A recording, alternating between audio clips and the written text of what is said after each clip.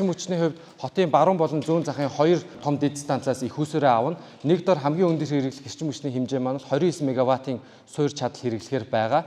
Шугамын туршид 4 rectifier station буюу хүчтгэх дэд станцуудыг бүртөөний байгууламж дотор шийтгэхээр төлөвлөсөн байгаа.